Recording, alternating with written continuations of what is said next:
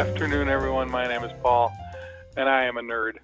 And you are lucky enough to be here for the April 2017 PracticeMaster Virtual User Group meeting, where today we are talking about history tracking. Mary Jo is going to tell us how to find out who's done what and when and how and where. And I am going to talk about a new integration from a company called CalendarRules that has rule sets that are already built for a whole bunch of different jurisdictions in a whole bunch of different states, all of them, and how to get those into PracticeMaster. Okay, so history tracking can be turned on for virtually any field in PracticeMaster, but what I'm going to do is I am going to go into a client, and I'm just going to pick somebody, and I'm going to go over to the address tab. And if there's any kind of information that's changed in the client file, and I want to see that, over in Quick Clicks, we have a little display history. And I'm just going to click that right now and just show you what pops up.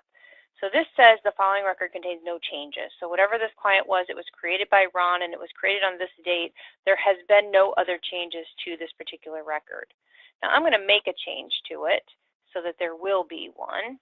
And I'm just going to call this test and add that to it. And I'm going to save that and display history again. And now I've got a change showing up. So I can view this window if there has been a change by all users, or I can say, has a certain user done something to this file, or I can select a certain field. This one right now is set to all fields in the client file, but I also then, if any field had changed, could look at individual fields to see what has changed in there. And I can see that this has changed to this new value here for that field name. We can put this in different orders and all of that, and it just gives us that basic information when something changes in a file.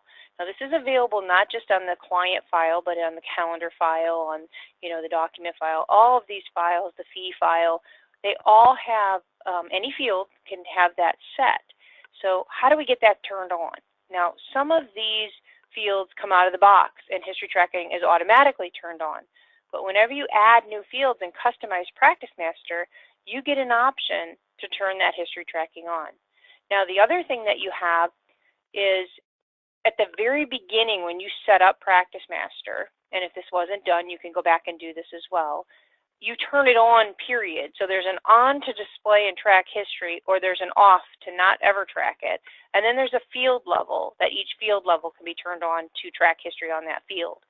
Now it used to be that when you turned on the history tracking, you had to limit the size and say how much you wanted to use of your data set to track the history. You don't have to do that anymore.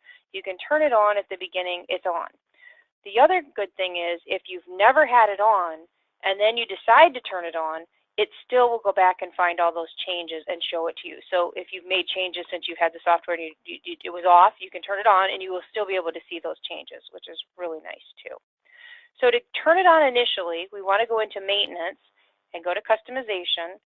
And then on that screen, I believe I clicked it, there we go, there is an enable history tracking. Now there's also limit the history file size. And here we used to have to put something in there. Firms might start off with 5 or 10, or then they'd run out and it would give them a message that would say up your history tracking, and then you would have to go in here and change it so that you'd have more space to track your history. Well, you still have the ability to limit the history file size, but you also now have the ability to uncheck that box and leave it unlimited, so it can just keep tracking history and keep tracking history as much as it needs to keep track of all of those changes. So if you come into customization and this box is not checked, you might want to come in and check that so that then that option for display history will be activated and working. Once that's turned on, again, if there's a certain field that you're trying to see that you've made a change to but it's not displaying any history for you, you might have to go into File Maintenance. So under Maintenance and File Maintenance, I always make this backup, but for test data, I'm not going to do that to look. So I'm going to look at the client file, okay, and look at the fields. Now, when I come in to some of these, client ID, the history is not tracked. It's not being tracked. That box is not checked. Name It is being checked. So whatever field that I want to make sure, if somebody makes a change to it, I want to make sure that that field has the checkbox checked. So I'm just going to scroll down a little bit to probably a field that was created in the customization, and we can turn that on simply by checking that box right there. Once you get done, you just say done, and then you get out, and that's where you are then tracking history. You can go back in, and again, if this has had data changed in it and you turn it on to track the history and say okay, you should still be able to see those changes that had been done. I'll go ahead and save those changes, get out, and again, any of the screens, I'll go into contact, for instance, and I can get on a field, and display history is up here somewhere. Take action, there we go, and display history. And again, I can see any changes that have been done in the contact file, any of these different things as I'm going through, so I can always tell when and who did it. And I also have the data that was changed. Recently, Paul made a change in our contact file and about freaked me out because all of the information that I used for a contact was missing. He had moved it, and I went into display history to get what I needed at the moment because I could find what was changed, but he was cleaning up some contacts, and I wasn't aware, but I could go in right away and know, oh, Paul changed it. I'm going to call him and find out what he's doing. But that's where you can go in and you can see those things very quickly, very easily, and track all of that history. Paul? Okay. Now, one thing that I'll point out that I wish were different is display history will display history for the record that you're on. So if you delete a record, there's no way to display the history. I wish there were a way for history to be displayed or for something to be displayed that shows what records were deleted and who deleted them, but that's not there. There isn't in the history, but we do have ways that you can recover that information. So if that is something that's an issue at your firm, I will say I had a firm that calendar entries were being deleted, and they wanted to find out who was deleting these calendar entries. And so there are ways to set up workflows that will create a new record with all that old data in it, and notify somebody, and it will then show you all the information. But it's not through display history. Paul is correct.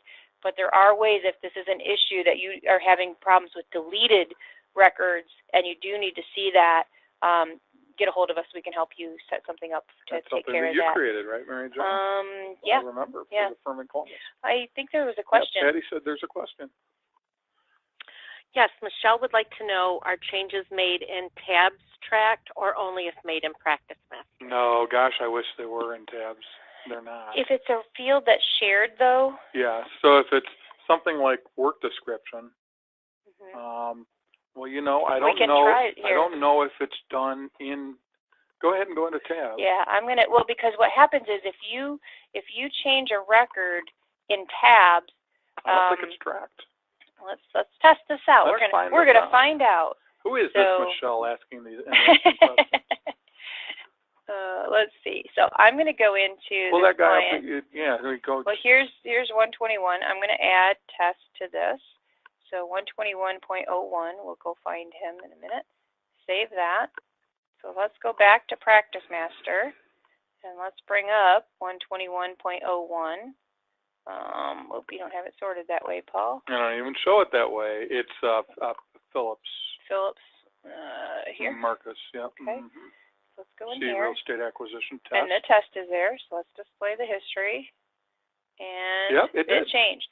I do believe, Michelle, that if it is a field that is shared between the programs, then yes, you can display the history. So you're limited to just seeing those on the address tab. Now these fields here were customized, so these already be in PracticeMaster, but the basic fields that are in tabs that are shared, and then also on the setup tab, you would be able to do the billing category and any of these things down here. But not something like rates or things that are only in rate tabs. tables, any of the statement information, sales tax, none of that sort will of be stuff. displayed. But there are some other things in tabs that you might be able to see some of that.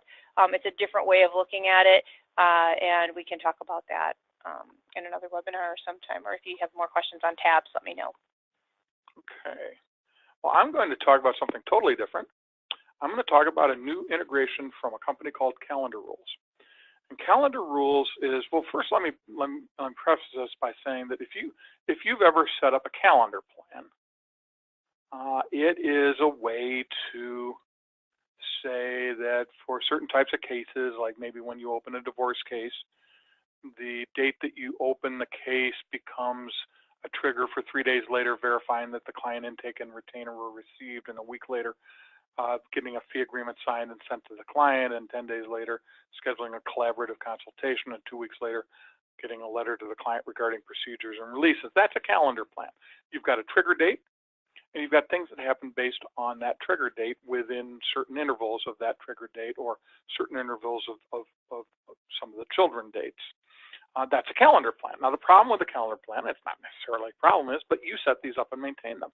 So, of course, for things like internal office procedures, which is kind of what this particular calendar plan is for, that's a given. You've got to set it up because it has to do with the way you do things. However, people do set up calendar plans for things that are court-related. Like when we schedule a trial, they're in the 5th District or the Northern District of the 5th Circuit, or I'm making all this stuff up. I'm not a lawyer. I play one on television. But when you set up a trial in a certain court or a certain jurisdiction, there are rules. And those rules dictate when you have to have witness lists in, and when you have to have exhibit lists in, and when the last chance is for you to contest this or to challenge that. And those would need to be set up in calendar plans too if you're going to use this concept to build that. So, since those things typically change a lot, the people at CalendarRules came up with pre-built calendar plans for all sorts of different courts in all 50 states, I believe. And I'll tell you right now that if a court or a jurisdiction or a need that you have is not addressed here, you just tell me or you tell the people at CalendarRules, and they'll fix that. They'll go in and they'll build one for you because they're very good about making sure that everything that you need is here. So let's say you practiced a certain type of law in Michigan. Let's say it's bankruptcy, and you did it across the entire state. You would want these calendar plans, or these rule sets, they're called. Or you may also want the district court rule sets, or you may also want the state and circuit court, and maybe you do a little bit of work in Ohio, so you'd want some certain districts from there. Now, I can't tell you how much these are. I'm about to show you how they integrate with PracticeMaster because it really depends on the size of your firm and the number of jurisdictions that you choose. So when it comes to picking rule sets and deciding how much they're going to cost you, I leave that to these fine folks here at CalendarRules. So you'll find information about the team here, and you can simply send them an email and say, hey, how much would it cost for me?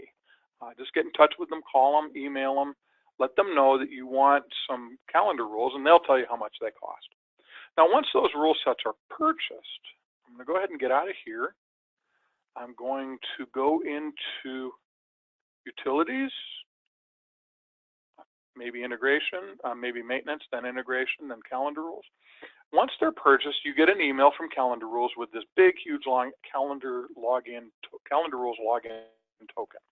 And when you paste that in there, that's what ties your valid and active rule subscription from CalendarRules into PracticeMaster. Now, also in setup, you can enable email notifications so that PracticeMaster emails you when there is an update to CalendarRules that affects an ongoing case. And all you do to do that is you check this and fill in the to in the subject and the body.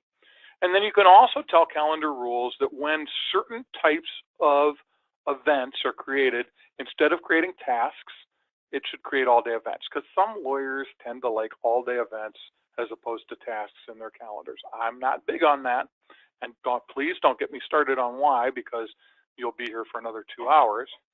But that's what this does. It allows you to create all-day events instead of tasks for these particular types of records.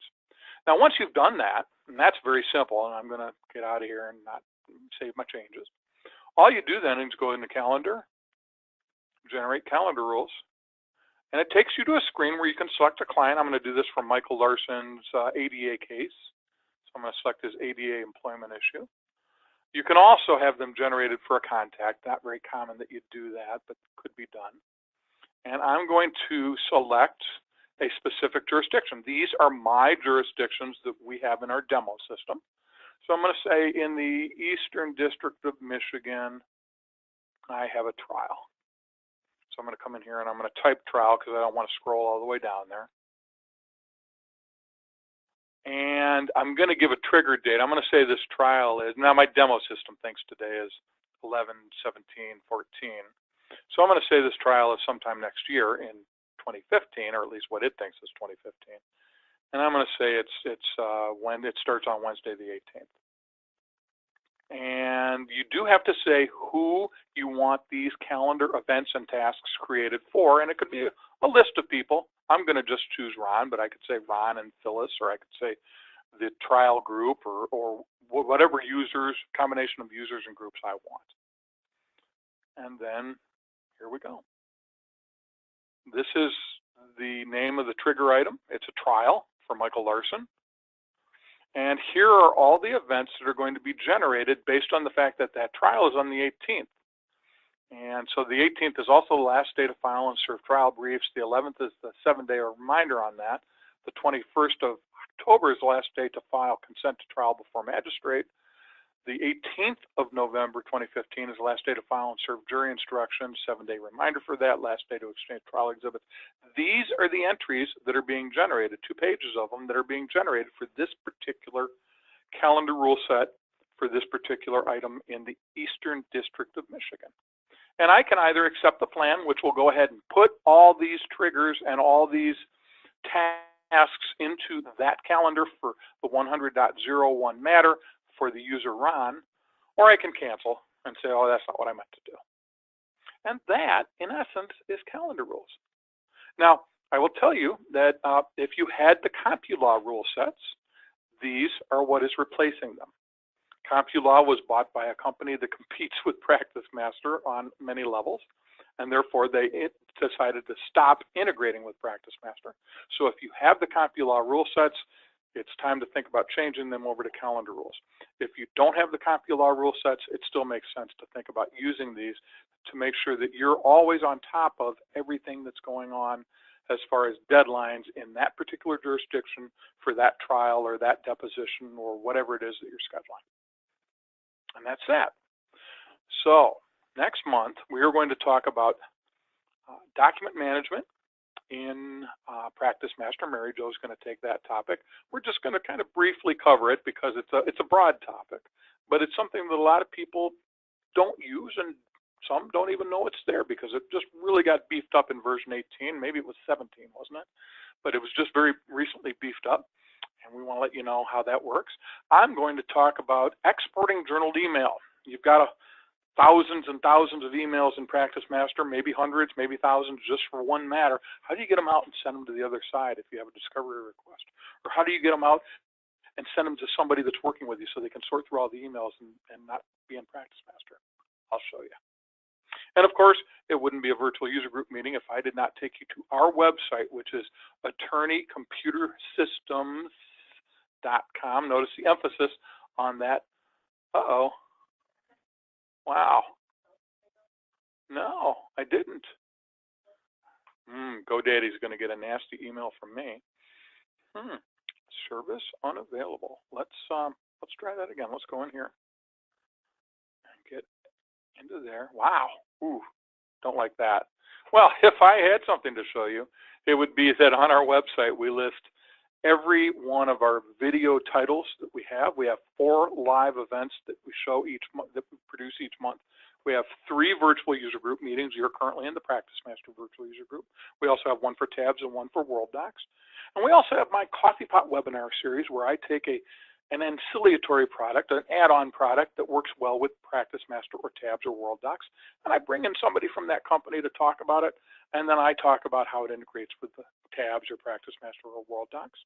Those are our 4 live events. And we also have 2 sets of videos titles that are filmed. They aren't actually live events. Mary Jo has her eBytes video series that she records 3 of each month, 1 for tabs, 1 for PracticeMaster, and 1 for World Docs. These are short little 2 or 3 minute videos with one really cool thing that she just very quickly zeroes in on and shows you how it works.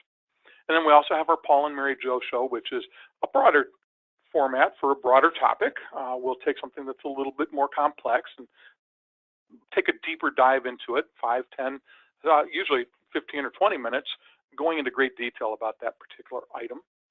And if you can get to our website, we're going to try this one more time because I'm feeling bold. You know what, Paul? I think it was because after our last webinar, we had such a response. Everybody went to our website and they just crashed it out. It's crashed because of that. It was that popular. I like that. That's a good story. When you click on one of those titles in our website, you can click on videos at the top and see all the titles and click on one of them. You'll be able to see what's coming next if it's a live event, have a link to register. You'll be able to see videos of recorded sessions if it's a live event. We do record them all. We're recording this right now. And you can go as far back as we've been recording. For the VUGs, the virtual user group meetings, that's usually as far back as 4 or 5 years. So there's a lot of content there that you can browse through, that you can search through using our search functionality. And please don't go there now because apparently our servers are overwhelmed. But when that happens to clear up, please take advantage of that. That's available to you 24 hours a day, 7 days a week, except right now.